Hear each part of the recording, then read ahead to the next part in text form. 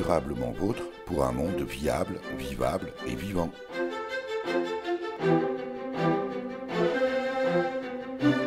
Aujourd'hui, nous évoquerons l'accompagnement de la transition environnementale et sociétale dans les territoires. Nous sommes à Dijon, en Côte d'Or, avec la directrice adjointe de l'Union nationale des CPIE, Centre permanent d'initiative pour l'environnement, où se déroulait le 27 novembre 2018 une étape de son Transition Tour. Durablement Vôtre, à réécouter sur durablementvôtre.fr.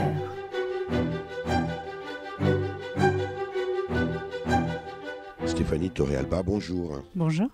Stéphanie Torrealba, les CPIE, on a compris l'acronyme, ça sert à quoi un CPIE ?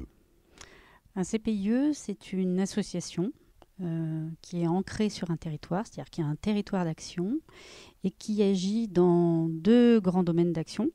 Il sensibilise à l'environnement des publics variés, c'est-à-dire autant des adultes, des enfants, des professionnels, des élus.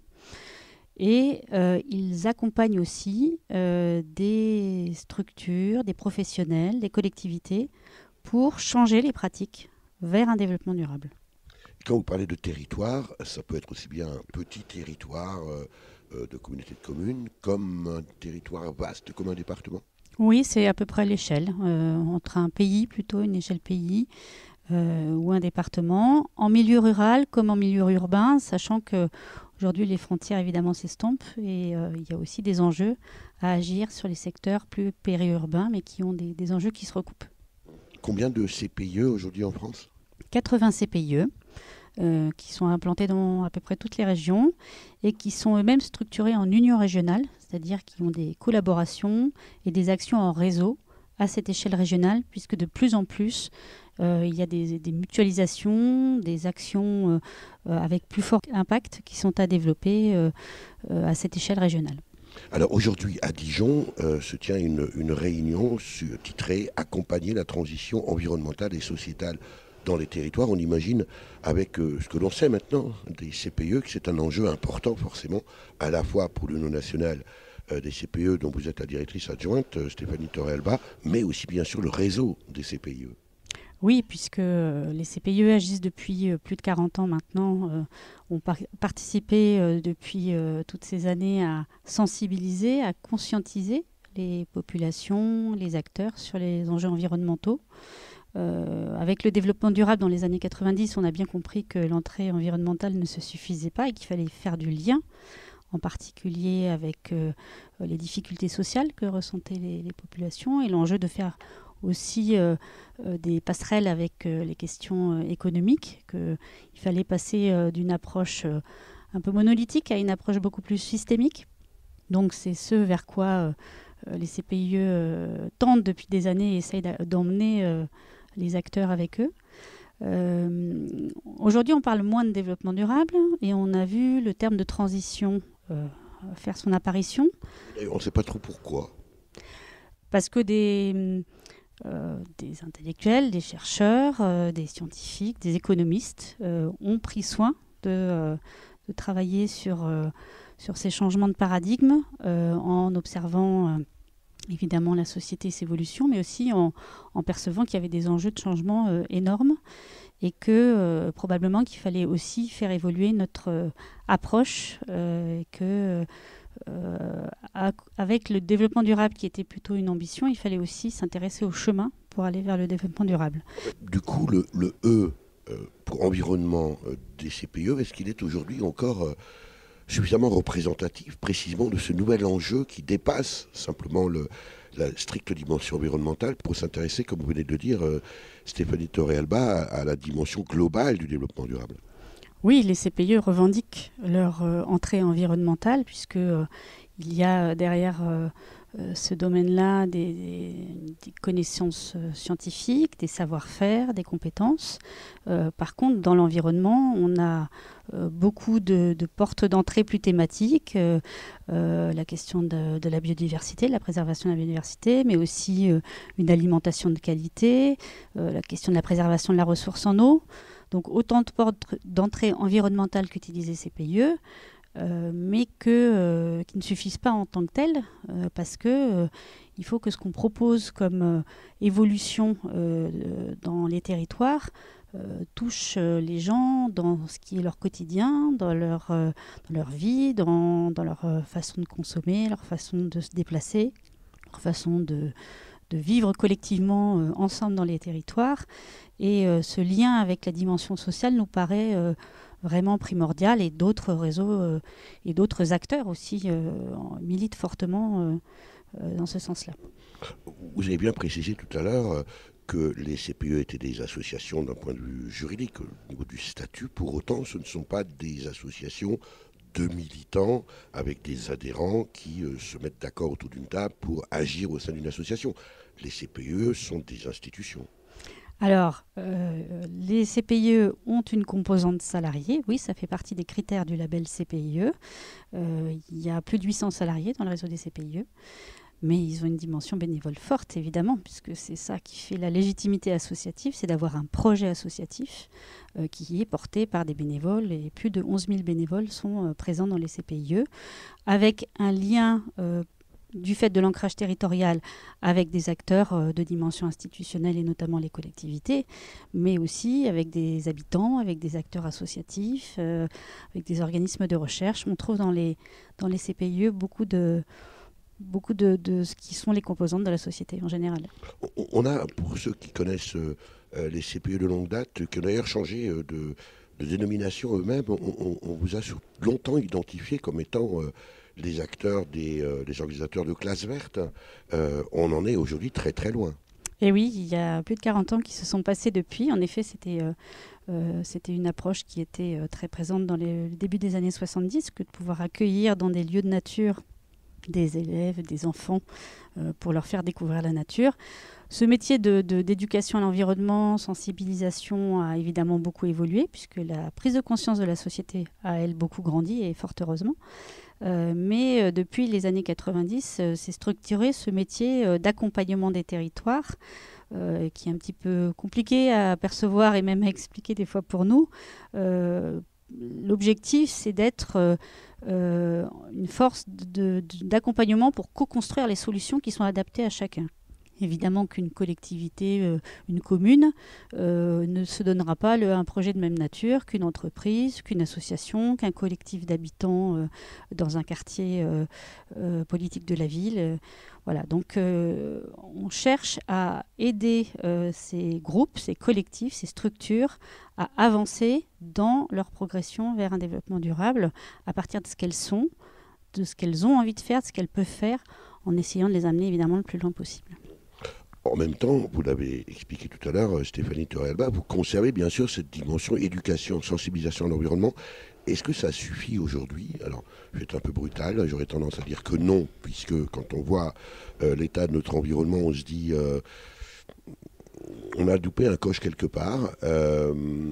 Est-ce qu'il faudrait aujourd'hui revenir à davantage d'éducation, de sensibilisation à l'environnement, notamment auprès des plus jeunes qui, étant de plus en plus urbanisés et urbains, ont perdu complètement ce lien avec la nature? Alors, en 2015, il se trouve qu'on a refondé nos valeurs et notre attachement à nos valeurs et nos modes d'aborder cette question de la transition dans une nouvelle charte de réseau et qui nous affirme et nous positionne comme artisans du changement environnemental. Pour nous, c'est quelque chose de très fort, c'est-à-dire que on sait que la sensibilisation et l'éducation sont très importants, mais on sait aussi que le passage à l'acte, c'est ce qu'il y a peut-être de plus difficile, et qu'aujourd'hui, on ne peut pas s'arrêter au stade de la prise de conscience. Et tout l'enjeu pour nous, c'est d'accompagner ces publics dans leur diversité, dans ces changements de pratiques-là, puisque c'est par là qu'on va commencer à vraiment avoir un impact suffisamment fort pour que notre société évolue dans le bon sens. Est-ce que si je résume l'action et la raison d'être des CPIE, Stéphanie Torrealba, en disant que vous êtes les experts de la transition au service des territoires et pour les territoires, est-ce que je me trompe? Alors, l'expertise, c'est une notion peut-être un peu large pour ce qu'on englobe. Surtout, on n'a pas la prétention de faire tout seul. Et ça n'a pas de sens de faire seul. Nous, ce qui nous intéresse dans les CPIE, c'est de faire avec d'autres, parce qu'on pense que les solutions, si elles doivent être territoriales, c'est parce qu'elles doivent être collectives, elles doivent être transversales, c'est-à-dire qu'elles doivent amener à mélanger, mais mélanger au sens positif du terme, des approches d'intérêt général, des approches collectives, ce qui touche les gens dans leur cadre de vie, dans des approches individuelles, mais aussi ce qui fait sens parce que on les porte et on les développe collectivement. Est-ce que vous avez le sentiment aujourd'hui, alors vous allez bien sûr vous défendre, Stéphanie Torrealba, mais que les CPE aujourd'hui sont suffisamment identifiés par les acteurs du territoire comme étant précisément ces accompagnateurs du changement? On aimerait toujours que ce soit mieux. Dans les territoires, les CPIE sont reconnus et le label qu'ils portent contribue à ça. Il y a une crédibilité. Par contre, on sait que la marge de manœuvre est encore importante. D'abord, puisqu'il n'y a pas des CPIE dans toutes les régions. Et puis, parce que la société change et qu'on a aussi besoin de renouveler de façon constante les relations qu'on entretient avec les différents acteurs pour qu'ils perçoivent mieux l'intérêt de faire appel à des associations pour les accompagner. On va vous laisser retourner en réunion puisque vous allez animer dans quelques instants une table ronde. Merci Stéphanie Torrealba. Merci à vous. Durablement vôtre, Éric Mutschler.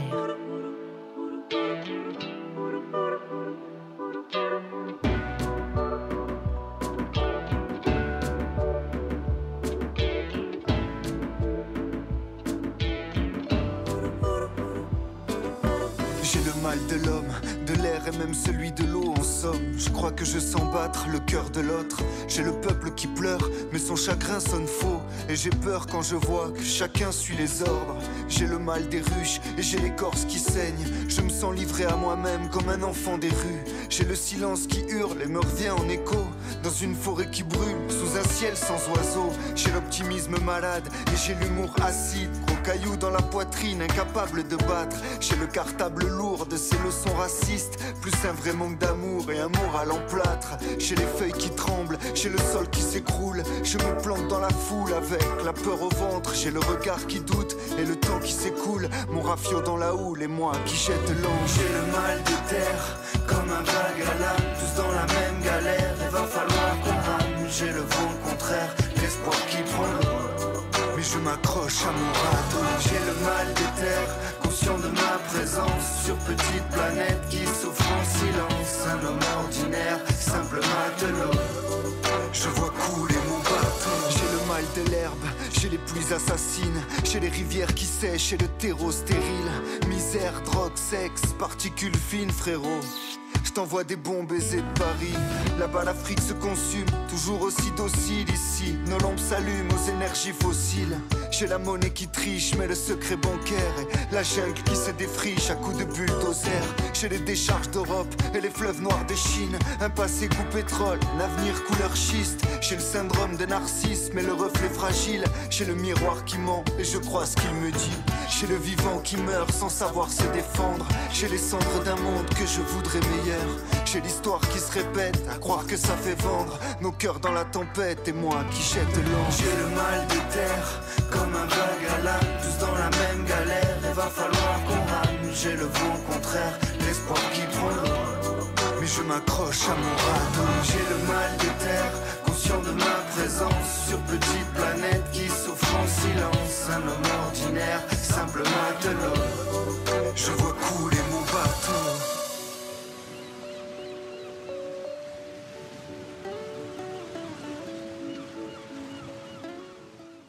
Nous sommes toujours à Dijon à l'occasion d'une réunion de la Commission développement durable des territoires organisée par l'Union nationale des centres permanents d'initiative à l'environnement, les CPIE. Alors quand je dis organisé par, c'est surtout pour les réseaux, les membres des CPIE, de membres de cette union nationale. Donc c'est un travail interne.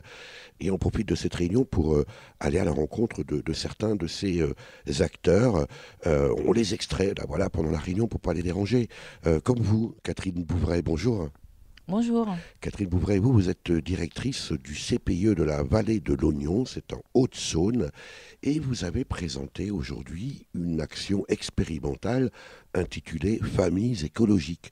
Et quand je dis c'est une action expérimentale, c'est parce que c'est pas totalement encore dans les pratiques des CPIE, mais ça le devient, et ça le devient de plus en plus. Oui, ça le devient de plus en plus parce que nos missions évoluent. Avant, on faisait beaucoup plus de l'animation, de la sensibilisation. Et là, vu l'urgence climatique, on aborde de plus en plus avec le grand public la question de la transition écologique. Est-ce que ça veut dire, si on était vraiment cynique, Catherine Bouvray, que plus la Terre se porte mal, mieux les CPIE vont bien? Non, parce qu'il y aurait toujours à faire. Et puis, notre métier de base aussi, de sensibiliser, de reconnecter l'homme à la nature, reste toujours dans nos activités. Alors, les CPIE, on le disait tout à l'heure avec Stéphanie Toré-Alba, ont été connus au départ pour les classes vertes, c'est resté dans les mémoires. Mais on a vu aussi, elle nous a expliqué que c'était autant jadis et que les choses ont beaucoup évolué. Vous, famille écologique, en 2 mots, en quoi consiste cette action, Catherine Bouvray? On a décidé d'accompagner des familles. Alors, qu'on appelle famille, ça peut être des personnes toutes seules ou en famille, pour les aider à comprendre ce qu'on appelait la transition écologique et à commencer à mettre dans leur quotidien des petits gestes qui leur permettent d'évoluer, de changer leurs pratiques et de voir que finalement, ce n'est pas si compliqué que ça de faire du bien à l'environnement. Et ça, dans ce cas-là, par exemple, c'est une commande de la part des collectivités, c'est une initiative du CPIE de la Vallée de l'Oignon, et puis qui finance ce type de démarche?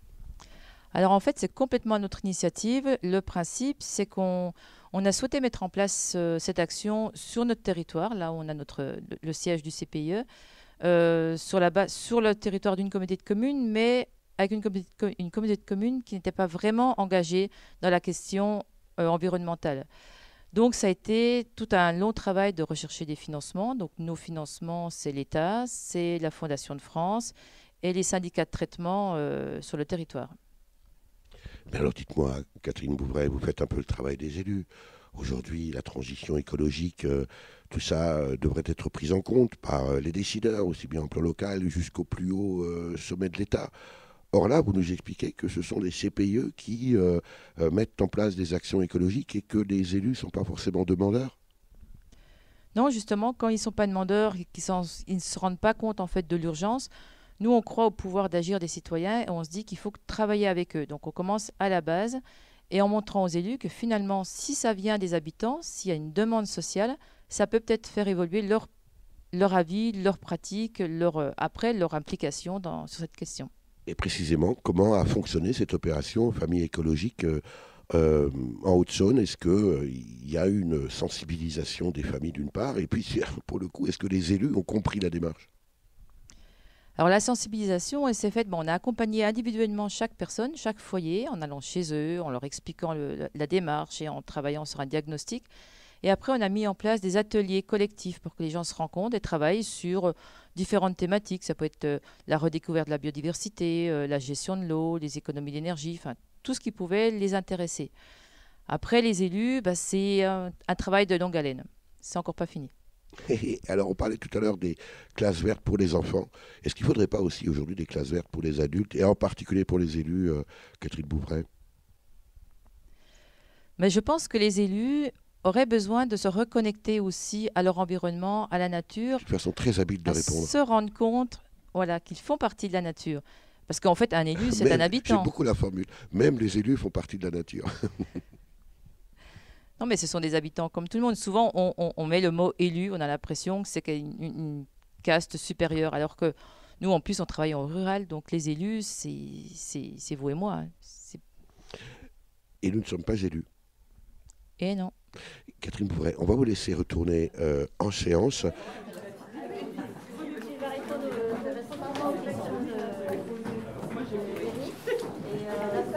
Durablement vôtre, Éric Mutschler.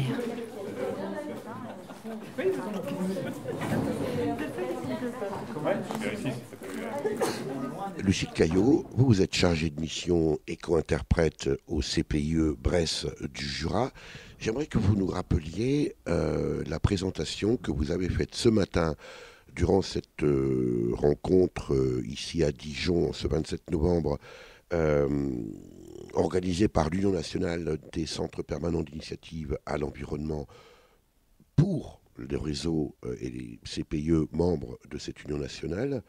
J'aimerais que vous nous rappeliez ce que vous avez présenté et surtout pourquoi vous avez estimé, ou les organisateurs de cette rencontre aujourd'hui, ont estimé utile que vous fassiez cette restitution. Oui, très bien.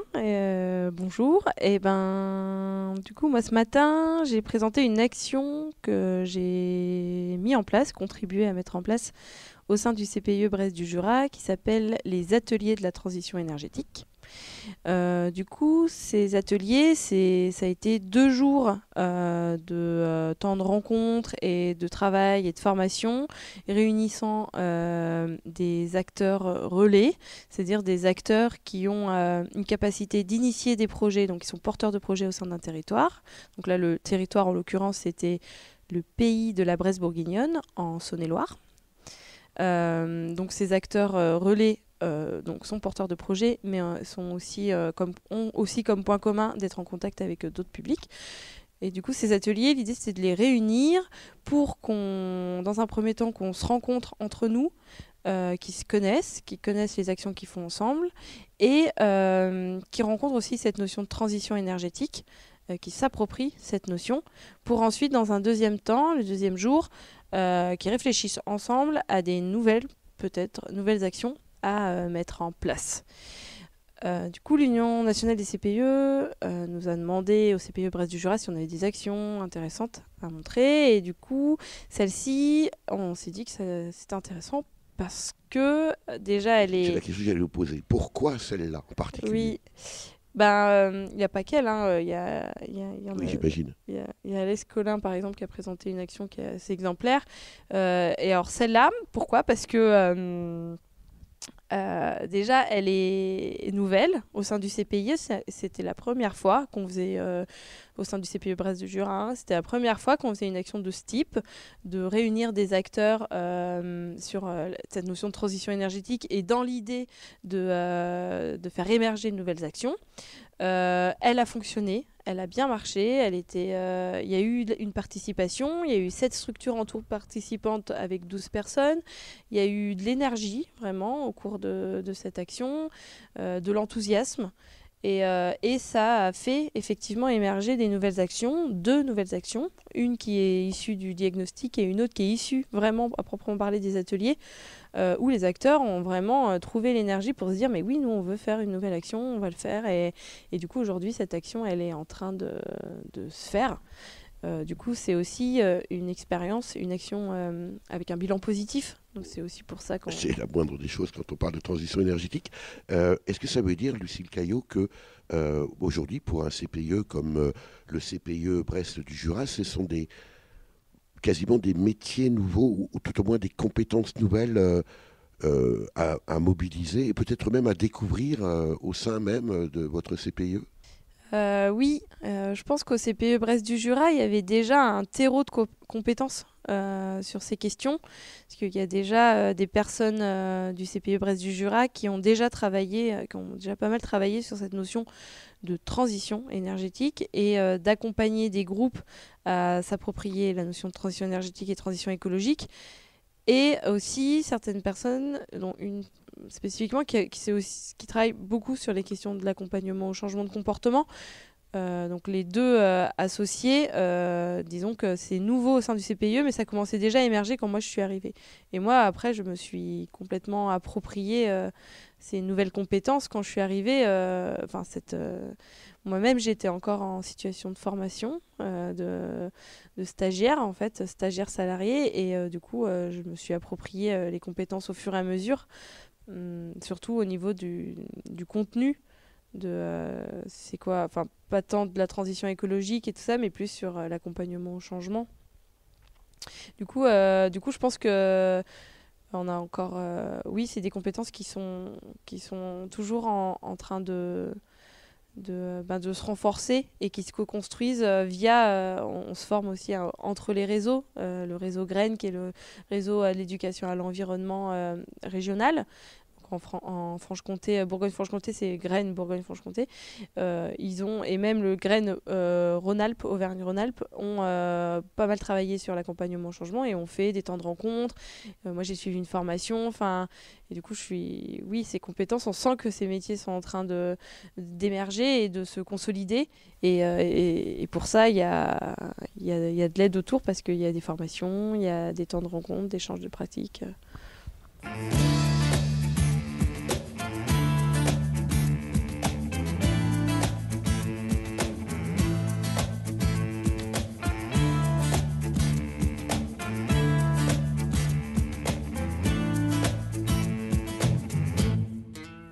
Ich wär so gern dabei gewesen, doch ich hab viel zu tun. Lass uns später weiterreden. Da draußen brauchen sie mich jetzt. Die Situation wird unterschätzt. Und vielleicht hängt unser Leben davon ab. Ich weiß, es ist der Ernst. Du kannst mich hier grad nicht entbehren. Doch keine Angst, ich bleib nicht allzu lange fern. Muss nur noch kurz die Welt retten. Danach flieg ich zu dir. Noch 148 Mails checken. Wer weiß, was mir dann noch passiert, denn es passiert so viel. Muss nur noch kurz die Welt retten. Und gleich danach bin ich wieder bei dir. Irgendwie bin ich spät dran. Fang schon mal mit dem Essen an, ich stoß dann später dazu. Du fragst wieso, weshalb, warum? Ich sag, wer sowas fragt, ist dumm. Denn du scheinst wohl nicht zu wissen, was ich tu. Ne ganz besondere Mission, lass mich dich mit Details verschonen. Genug gesagt, genug Information. Muss nur noch kurz die Welt retten. Danach flieg ich zu dir.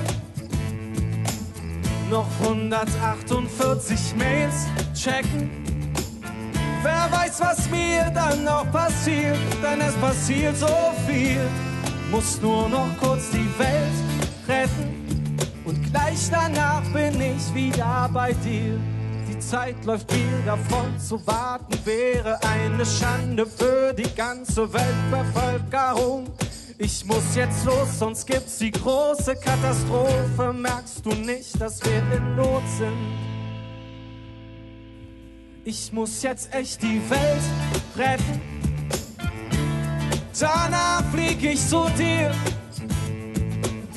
Noch 148 Mails checken. Wer weiß, was mir dann noch passiert, denn es passiert so viel. Muss nur noch kurz die Welt retten. Danach flieg ich zu dir. On espère ne pas trop déstructurer le déroulement de cette journée ici à Dijon le 27 novembre 2018 consacrée à l'accompagnement de la transition environnementale et sociétale dans les territoires organisés par et pour les réseaux des centres permanents d'initiative à l'environnement. Agnès de Cotigny, vous êtes la directrice du CPIE Bugey-Genevois, c'est entre Lyon et Genève. Qu'est-ce que ça vous apporte, une telle réunion comme aujourd'hui ? Eh bien, en tous les cas, déjà, comme on est obligé de s'engager assez longtemps, vu la distance de nos régions et qu'on est dans de l'interrégion, qu'est-ce que ça nous apporte ? Ça nous apporte vraiment quelque chose qui est important pour nos CPIE, c'est au-delà de toutes les réunions d'échanges, les webinaires, le côté numérique. On fait partie des structures associatives qui pensent vraiment que la question de la convivialité et de l'environnement chaleureux, donc de la question vraiment très clairement de l'humanité, de l'humanisme, on reste quand même des êtres vivants qui avons encore besoin de ce contact très sensoriel d'être ensemble. Alors ça paraît peut-être économiquement cher. On peut vraiment se poser la question de est-ce qu'aujourd'hui, avec tous les outils numériques qu'on a et toutes les capacités qu'on devrait avoir, qui devraient limiter, et ça serait cohérent avec nos CPIE, de ne pas traverser. Moi, je me suis levée à 6 heures du matin. J'ai fait 4 heures de route, je vais repartir. Calculer votre empreinte carbone. Voilà, non, c'est juste complètement incohérent. Donc la question de qu'est-ce que ça nous apporte, je pense qu'il faut vraiment qu'on soit convaincu que ce que raconte notre humanité et puis la difficulté et la longueur de l'évolution, c'est qu'on reste quand même, on a besoin d'être dans des petits groupes, on a besoin de se sentir, pour pouvoir avoir la force d'agir. Et donc, du coup, ça nous fait dépenser énormément et c'est complètement incohérent. Mais au-delà de ça, ça raconte notre capacité et notre obligation de tenir compte de l'évolution humaine. Et ça, c'est des incontournables. Donc, je me plie à ça en sachant qu'effectivement, c'est ma seule façon. Et je suis obligée d'investir pour pouvoir me ressourcer et appartenir à un groupe. Agnès de Cotigny, les CPIE, Centre permanent d'initiative à l'environnement, veilleurs d'humanisme? On n'est pas veilleur d'humanisme, mais on porte dans nos valeurs la question de l'humanisme. Alors c'est vrai que l'humanisme, c'est pas forcément un mot qui est clair pour le grand public. Moi, j'ai tendance à dire que pour moi, l'humanisme, c'est vraiment la question de la solidarité, mais c'est pas la question de la solidarité dans je suis solidaire, je donne aux autres, etc. C'est la question de on est solide parce qu'on est solidaire. C'est-à-dire, c'est vraiment la question de comment les êtres vivants, un peu comme le tenon et les mortaises, comment un meuble tient. Pour moi, je pense que nos CPIE, ils ont cette force-là parce que l'humanité nous rend solidaires entre humains. Mais nous rend et assume pleinement la solidarité de l'ensemble des êtres vivants.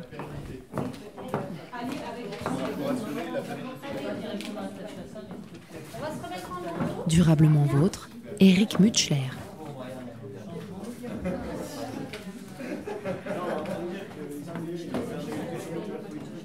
Alex Collin, vous êtes formateur au Centre permanent d'initiative à l'environnement de la Bresse du Jura. C'est dans le Jura, on s'en serait douté.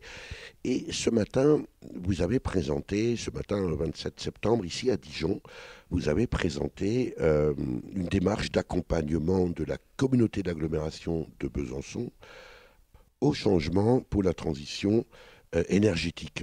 Moi, j'y vois une dimension un peu Inception, si vous vous rappelez du film, et tout ça dans une réunion de la Commission développement durable des territoires de l'Union nationale des CPIE qui se tient donc aujourd'hui, 27 novembre, à Dijon. Quand j'ai dit ça, j'ai rien dit. Il va falloir que vous nous réexpliquiez, Alex Collin, toute cette démarche assez singulière pour un CPIE. Oui, c'est vrai, c'est assez original aussi qu'une collectivité telle que le Grand Besançon fasse confiance à une association d'éducation à l'environnement. En même temps, ça se mérite. Oui, c'est des années et des années de travail et c'est une reconnaissance de nos compétences, de notre innovation pédagogique et tout du travail partenarial qu'on fait depuis un moment déjà. Et donc, clairement, comment ça se passe? En fait, on organise des séances d'appui à la pratique. Donc, c'est entre de la formation et de l'analyse de pratique pour les salariés du Grand Besançon, pour les aider à être plus pertinents dans leur action. Alors, vous avez bien fait de préciser, ce n'est pas une démarche d'accompagnement à la transition énergétique, c'est une démarche d'accompagnement à l'accompagnement ou au changement. Oui, c'est ça. Donc, c'est-à-dire qu'on va nourrir les participants avec des connaissances en sciences humaines et sociales, en pédagogie, pour que quand ils pensent leur action, quand ils sont avec des publics, ils soient plus pédagogues, plus pertinents, et que ça soit plus simple de sensibiliser différents publics. Parce que c'est ça le cœur de métier des CPIE, précisément. Oui, c'est ça. On est vraiment des pédagogues à propos des sujets environnementaux. Donc ça peut être très varié, ça peut être pour le coup là c'est transition énergétique, mais ça peut être aussi bien le gaspillage alimentaire que la biodiversité, que le climat, que tout un tas d'autres sujets. Presque tous les sujets pourraient être empoignés par les CPIE, puisqu'on éduque à l'environnement, en l'occurrence tout ce qui nous entoure. Néanmoins, Alex Collin, tout ça nécessite des compétences. Ça veut dire que vous-même, par exemple, vous êtes un spécialiste de tout. Et sinon, au CPE de la Bresse du Jura, on a en interne toutes ces compétences? Oui, on a beaucoup de compétences, principalement de pédagogues, c'est-à-dire qu'on n'est pas spécialiste ou expert de chaque sujet. En revanche, on va sélectionner les informations qui nous semblent essentielles pour les transmettre de manière plus accessible à différents publics. Après, on s'entoure aussi de partenaires, de tout un tas de gens merveilleux qui ont des compétences autres que les nôtres et des domaines d'expertise spécifiques. En l'occurrence, là, on a 5 personnes qui viennent en renfort sur nos séances pour faciliter la compréhension des sujets et les apports plus théoriques parfois pour les agents. Alors, vous disiez presque être surpris que la communauté d'agglomération de Besançon vous ait retenu. Et je corrigeais en disant, mais parce que vous le méritez bien, est-ce que ça veut dire, Alex Collin, que les CPE ne sont pas toujours reconnus dans précisément leurs compétences et peut-être mal identifiés par les décideurs des territoires? Je pense que c'est lié à l'historique de l'éducation à l'environnement qui initialement est très tourné autour de l'animation nature, ce qu'on fait encore beaucoup, qui nous tient à cœur de continuer à faire, mais tous les domaines plutôt d'intelligence collective, de concertation, de formation, c'est vrai que parfois on est mal identifié parce que tout simplement nos partenaires ne savent pas qu'on fait ce genre d'action et qu'on a les compétences pour. Alors ça veut dire quoi? Ça veut dire qu'il y a un delta, un différentiel entre ce que vous savez faire et puis ce que votre propre environnement précisément perçoit de vous. C'est-à-dire qu'il y a encore un travail. Alors là, tiens, justement, Alex Collin, de pédagogie à faire, vous qui êtes des spécialistes de la pédagogie, auprès de vos propres partenaires? Oui, je pense. Je pense qu'il y a besoin d'accompagner à la compréhension de ce qu'on fait, mais parce que aussi nos sujets sont rarement simples. Quand on parle d'animation nature, ça parle assez facilement, c'est-à-dire qu'on voit très bien un groupe d'enfants aller dans la forêt et ça donne des images. Quand on parle d'accompagnement au changement pour la transition énergétique, tout de suite c'est un peu plus complexe. Oui. Mais après, ça c'est aussi tout notre travail d'avoir une approche sur la complexité du monde, sur la systémique, que beaucoup de facteurs et d'enjeux sont liés, et c'est notre façon d'intervenir. Alors effectivement, ça demande de la communication, de l'accompagnement, et oui, pour que les gens comprennent. On va vous laisser retourner en réunion. Vous étiez dans quelle réunion là en ce moment? Alors là, on se demandait pour qui et avec qui on allait accompagner la transition. Vaste sujet. Merci Alex Collin. Merci. Pour avoir foulé ton pavé, usé mes semelles sur tes trottoirs, je te connais du bout du pied, du bout du cœur, du bout du regard. Depuis le temps que je circule, que je coule dans tes artères, cellule parmi tes cellules, c'est ton cœur qui me régénère. Pour ces heures passées dans tes nuits, ma pudique bourgeoise, ou pour me faire le don d'un lit, tu fus plus que courtoise. Je te salue, ma belle Dijon, ô maîtresse burgonde. Je te salue, ma vieille Dijon, et nulle part au monde je n'aurais voulu naître. Bien sûr tu as exacerbé mes aigreurs de jeunesse, mais tu es longue à décoincer, à te bouger les fesses. Aussi j'ai voulu te quitter pour une autre plus littorale, bien que la fille fût décellée, me manquait mon canard. Et vois-tu, je suis revenu, ma précieuse bourgeoise, et je ne te quitterai jamais plus pour une plus grivoise. Je te salue, ma belle Dijon, ô maîtresse burgonde. Je te salue, ma vieille Dijon, et nulle part au monde je n'aurais voulu naître.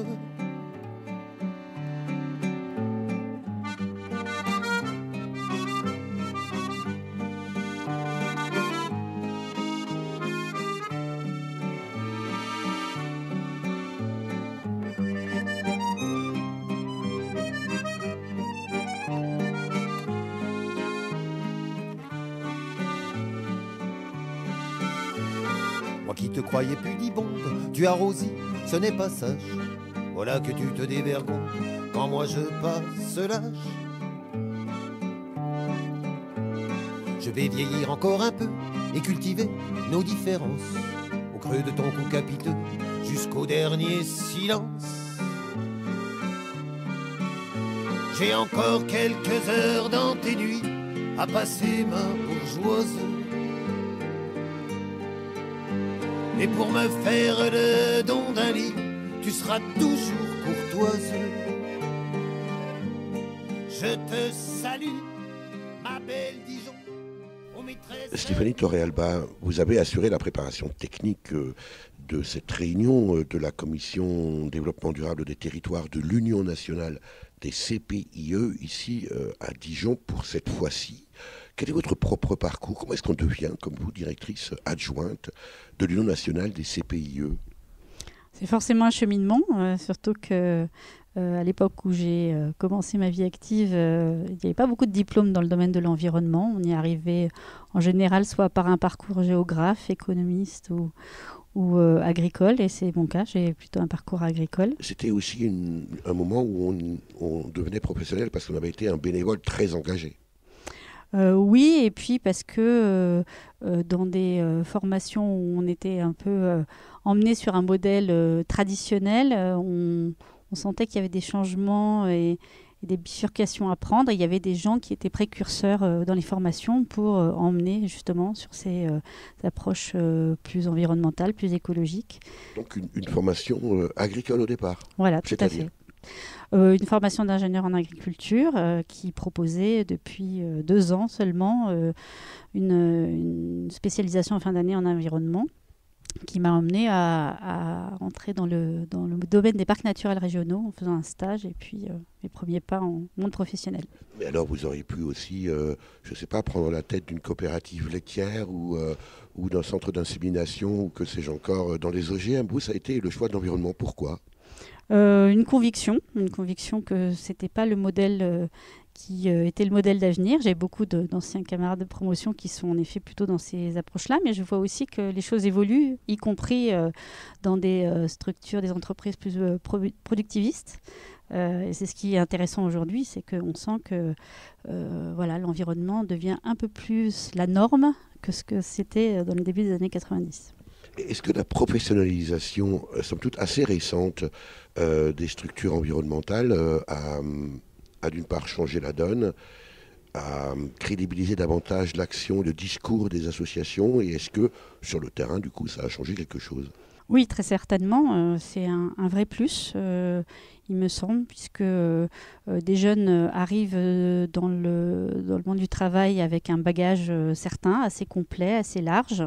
Peut-être que ce qu'on apprenait auparavant, un peu sur le tas, au fur et à mesure de ces expériences professionnelles, ils en acquièrent une grande partie dans leur formation, y compris sur la multitude des acteurs qui interviennent dans le domaine de l'environnement, parce que je pense que c'est On peut parler d'écosystème, là, pour le coup. Un vrai écosystème, tout à fait.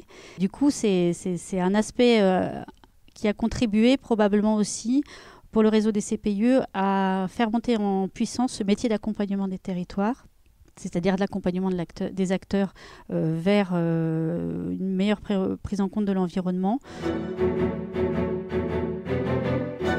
L'invité de Durablement Vôtre, coup de gueule ou coup de cœur ?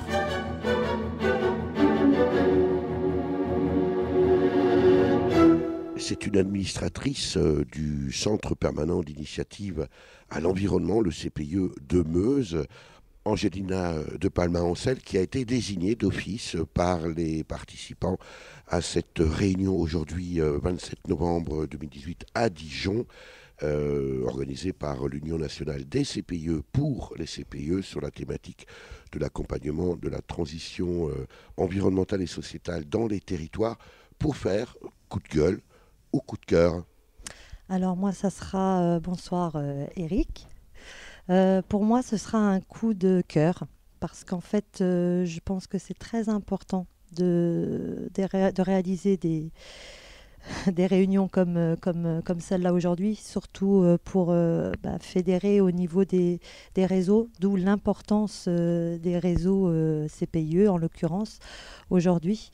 Et ce que j'ai envie de transmettre à travers ce témoignage, c'est le fait qu'il faut garder quand même confiance. La confiance, tout en sachant, en ayant conscience qu'il y ait beaucoup de problèmes, surtout à l'heure d'aujourd'hui, mais cette note, j'ai envie qu'elle soit positive pour que les gens restent confiants envers tous les différents acteurs et tous les collectifs, quoi. En fait, c'est une confiance collective qui doit vraiment être enrichie par toute cette façon d'agir ou de réagir.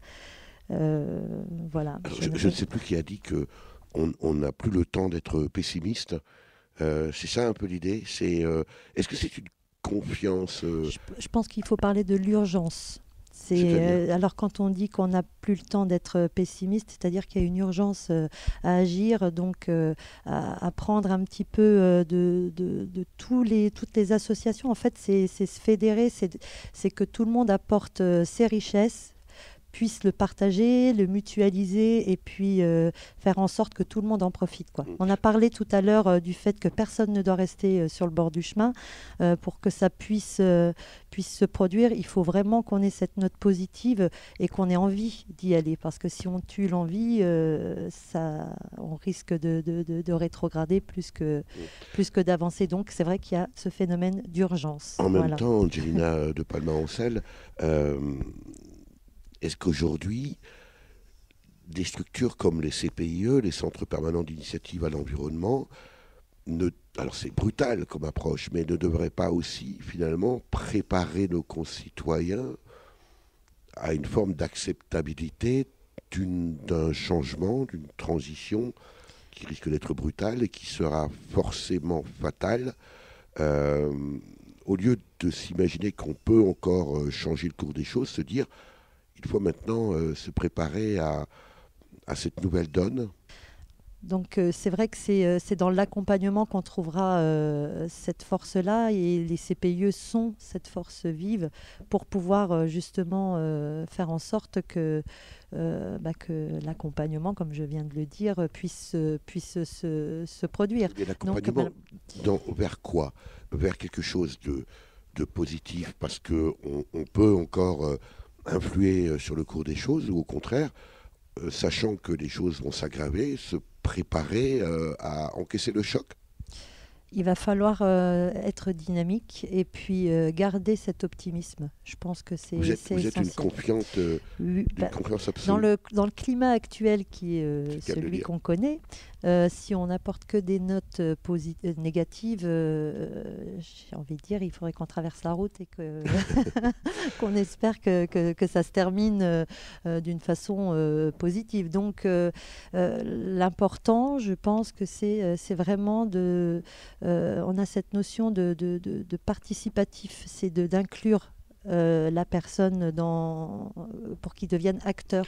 Et c'est important Est-ce que la confiance, ça signifie la foi dans l'humanité en se disant on va laisser faire, elle s'en sortira, ou est-ce que c'est confiance dans sa capacité de résilience? Oui, c'est plutôt la deuxième version qui sera la bonne pour moi, parce qu'en fait, c'est vrai qu'on n'a pas l'impression, on n'est pas dans un monde idyllique, et loin de là, mais il faut garder cette capacité de confiance dans l'avancée, c'est-à-dire qu'on va avancer ensemble, mais d'où l'importance d'avoir, comme aujourd'hui, ces réunions de réseau qui partagent leurs sentiments, leur assentiment aussi. C'est à double tranchant, parce que ça peut être dans le positif, dans le négatif, mais on sait qu'à chaque fois qu'on va sortir de ce genre de réunion, on va s'en sortir un petit peu grandi, parce qu'on a une avancée. On avance, on apprend, on découvre même parfois des choses. Donc c'est rendre les gens acteurs de leur devenir. Voilà. Alors justement, Angelina de Palma-Ancel, en plus d'être administratrice bénévole au CPIE de Meuse, vous êtes également adjointe au maire de Verdun, une ville moyenne. Alors comment une ville comme une communauté d'agglo, comme Verdun, s'investit dans la transition au-delà des mots? Alors, au travers d'actions et des conseils de quartier, des comités de quartier, tout ça, ça a été remis en place avec notre municipalité. Hein. C'est vrai que c'est important de le signaler parce qu'en fait, on a besoin justement d'inclure le citoyen au cœur de son quotidien, en fait. Et avec ce genre d'action, on a l'impression de les rendre acteurs de ce qu'ils ont envie de devenir. Donc après, ça va passer par des actions qui peuvent paraître anodines ou qui peuvent paraître très simples. Moi, je pense à, par exemple, on a remis en place le J'aime ma ville propre. C'est une action sur 2 heures. On va faire un ramassage participatif, quoi. Si vous voulez, les gens vont venir ramasser. Et après, au-delà de ça, c'est la portée sociale. Voilà pour ce reportage sur le Transition Tour de l'Union nationale des CPIE qui faisait étape à Dijon, en Côte d'Or, le 27 novembre 2018, avec Stéphanie Torrealba, directrice adjointe de l'UNCPIE, Catherine Bouvray, directrice du CPIE de la Vallée de l'Oignon en Haute-Savoie, Lucille Caillot et Alex Collin, respectivement éco-interprètes et formateurs au CPIE Bresse du Jura, Agnès de Cotigny, directrice du CPIE Bugey-Genevois, et Angelina de Palma-Ancel, administratrice du CPIE de Meuse et vice-présidente de l'Union régionale Grand Est des CPIE. Pour en savoir plus sur les centres permanents d'initiative pour l'environnement et leur réseau, rendez-vous sur cpie.fr. Vous avez pu écouter dans l'ordre Le Mal de Terre, premier EP du Béarnais Calune, sorti en 2018. Nur noch kurz die Welt retten, vite fait sauver le monde, par le berlinois Tim Bensko, paru sur l'album Wenn Worte meine Sprache wären, sorti en 2018. Et enfin Dijon, par le Dijonnais Yves Jamais, paru sur l'album Le Coquelicot, sorti en 2006. Merci à Véronique Olivier à la réalisation. Vous pouvez réécouter cette émission dès la semaine qui suit sa première diffusion sur le site www.durablementvôtre.fr.